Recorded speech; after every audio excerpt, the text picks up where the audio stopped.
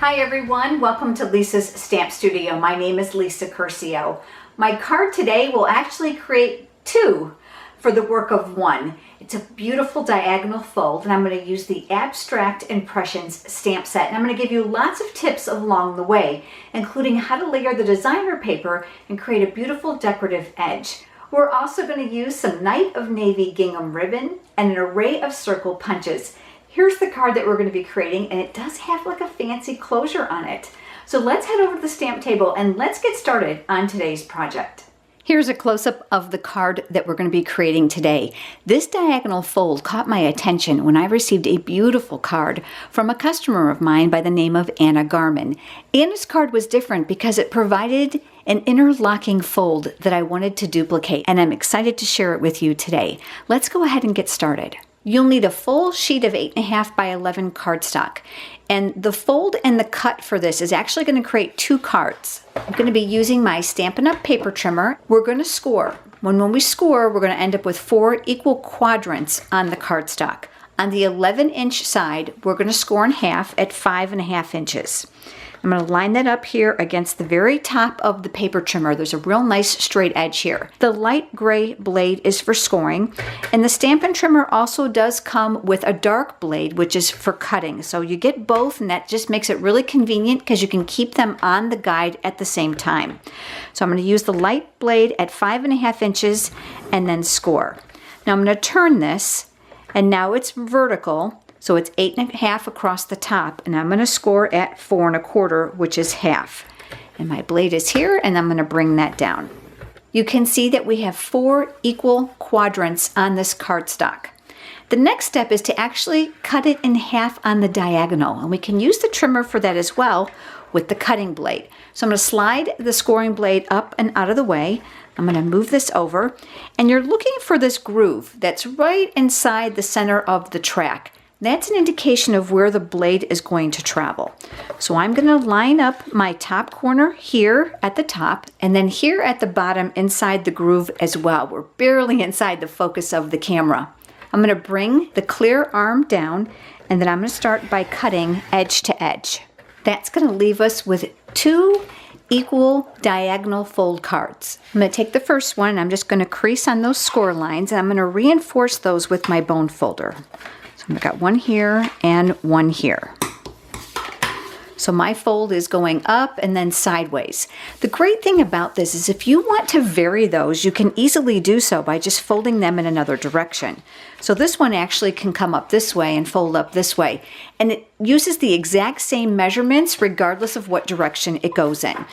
I'm going to work on the Designer Series paper panel that's going to go here. I've cut a piece that's 4 by 5 1/4. Just like we did with the cardstock, I'm going to make sure that the tip here at the top and the tip of the paper here at the bottom both end up down that little groove. I'm going to slide the cutting blade up to the top, and then I'm just going to pull across my cardstock, and that's going to give me 2 pieces. You're going to see that this designer paper does not have a direction. If you choose to fold one of your cards in a different direction, if your pattern paper does have a direction, that's going to play a factor. So do keep that in mind. I'm going to bring in my silicone craft sheet for this next step because I'm actually going to add a decorative edge to the Designer Series paper. And I've cut just a narrow strip of Whisper White cardstock. Mine's about 1/2 inch, and I wanted to make sure that it was longer than I needed. And I'm going to place adhesive along the back side using my snail. And I like to keep my silicone craft sheet underneath me because the adhesive will not stick to it. If anything falls on here, it won't create a sticky work surface for me on my grid paper. I'm going to go ahead and I'm going to line that up. And then I'm just going to look for roughly 1/4 inch or so of a decorative edge of that white cardstock. With my paper snips, I am going to cut using the designer paper as a guide to create a mimicked corner, like a mitered corner on here. And I'm going to do the same thing down here as well. This piece of Designer Series paper is going to get mounted here, so I'm going to flip it over. I'm going to place some adhesive on the back side. Now I'm working all along the edge because I want to make sure that this panel doesn't lift, since it's going to be open and closed quite a bit because of the interest of this card. And then here we go. We've got this panel here, and I'm going to open this to make sure that I've got this layered on here well. I'm lining up right along the crease and along the bottom of the card. And I'll flip that over and then I'll rub from the back. Now we're going to work on some of the focal points of that card. I have my Night of Navy ink pad and I've mounted the words from the stamp set called Abstract Impressions. I am having a great time with this. The great thing about it is you don't have to be particular about lining them up, and it is a two-step stamp, so you can see that one image gets layered on top of the other to create a 3D textured type of look. The greeting and the font are lots of fun as well. So I've chosen There's So Much to Love About You. I'm going to ink that up in my Night of Navy, and I'm going to stamp that here on Scrap Whisper White cardstock. I'm going to use my 2-inch circle punch, and I'm going to punch that greeting out. Using my punch upside down will ensure that I'm able to center it. I'm going to set that aside. On that same piece of paper, we're going to stamp some of the roses from that stamp set. And this time I'm using So Saffron ink, which coordinates with the cardstock. It's one of the great things about Stampin' Up! Products is the color coordination. I've also brought in a scrap piece of paper because I'm going to do some stamping off to do that 3D two-step stamping. I've got my solid image here. Now you're going to see I placed a black dot right here at the top of this rose. The reason is that this image does overlap quite well. On the imaging sheet for this stamp set, you'll see that there's a small caret indicating where the two images are aligned. Well, I had a tough time remembering, so all I did was I used a Sharpie marker, a fine tip, and made a little dot on that indication while it was still here on the imaging sheet so that I'm able to align them while I stamp. And to make sure that I've got them going in the right direction, I prefer to leave my black dot near the top of my paper so it makes it easy to line them up. The solid image is going to be on the bottom, so I want to use a little bit lighter tone. So I'm going to stamp off. So I'm going to ink up my image, and on my scratch paper, I'm going to stamp. And I'm going to press off some of that ink. With my black dot at the top, I am going to stamp. And I'm going to press out any residual color that was on that stamp. This is the overlay to this image that provides that two-step look. So I'm going to go ahead and ink this up. And I'm not going to stamp off because I want this darker. Making sure that that black dot is at the top, I'm going to stamp that. So now you can see the definition of the rose. I'm going to use the 1 3/4 inch circle punch for my rose. Again, I'm going to use it upside down. I'm going to flip that around so it reaches a little bit better. I'm just going to line that up and then I'll punch that out. I want one more circle so I can create that cluster for a closure on the front of my card. And I've chosen to use a piece of designer series paper from that exact same packet.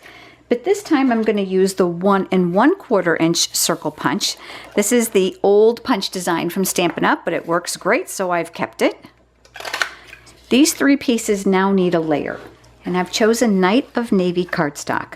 Let's start with the smaller one, which is the 1 1/4 inch circle punch. So I'm going to go up one size, which is the 1 1/2, and I'm going to punch out a circle.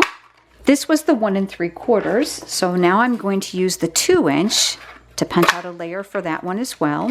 And this 2 inch circle is going to need a layer, so I'm using the 2 1/4 inch circle punch. I absolutely love punches. They're quick and they're easy to use, and I'll tell you what, circles are wonderful because you can fit just about anything inside of them. Going back to my silicone craft sheet, I'm going to adhere these layers together by placing adhesive on the back of each of them. I'm coming back to the base of my card, and now we're going to go ahead and arrange these circles before we adhere them. So I know I want my large one here, and I know it's going to have to overlap this area that opens in order to keep it closed. So I'm going to place one here, and then I know my small one is probably going to get tucked up underneath here, and that can overlap as well. And then my rose will go up underneath these. So let's start by adhering the greeting. I'm going to flip that over, and I'm going to use dimensionals. I want to be certain that I don't put a dimensional here, otherwise it's going to impede the opening of this card. So I'm just going to place my finger there so I know to avoid it. So I've got my dimensionals here, and then just making sure that my dimensional is not in the way, I'm going to go ahead and mount that here on the card. And before I go too crazy pushing it really hard, I'm just going to make sure it's not visible from the inside, and it's not. The next one's going to be our smaller circle, and I'm going to do the same thing. I'm going to kind of line that up where I'm going to want it. Put my finger where I don't want dimensionals, and then I'll put the others on the back. This is also going to overlap that diagonal fold just a little bit because we want a little bit of reinforcement to keep that closed. And then that's going to go down here. Again, I'm checking the back to make sure before I press. And then I've got the rose. This one's going to come up underneath a little bit. So if the entire rose is not showing, that's fine. But I know I don't want dimensionals here at the top, otherwise it's going to fall on the inside of my card. So I'm going to flip that over using my finger as a placement. I'm going to go ahead and I'm going to add dimensionals to the back of this circle as well. And then I'm going to open my flap to make sure that I've got this placed correctly.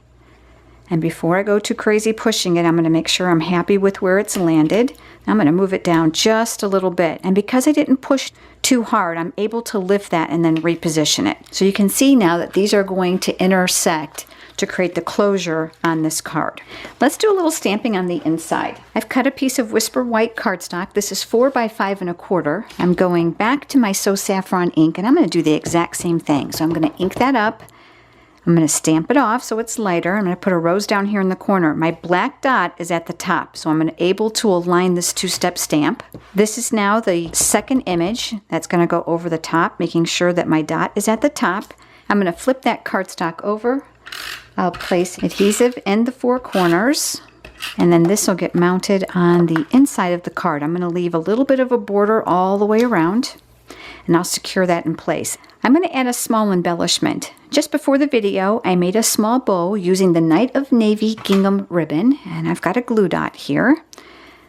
And I'm going to add a couple glue dots to the back of this bow so I can hold it in place. And then I'm going to add that right here, up underneath the greeting of the large circle, leaving that little bit of that designer paper showing.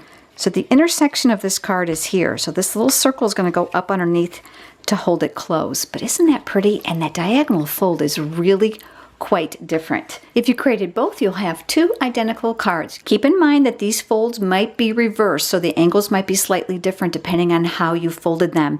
Go ahead and play with it to find the angle that you like best, or make one in each direction. If you don't already have a Stampin' Up! Demonstrator and you're interested in Stampin' Up! Products, I would be more than happy to send you a copy of the current catalog.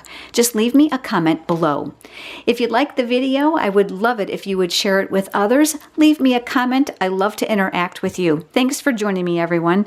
I look forward to seeing you next time. Have a great day.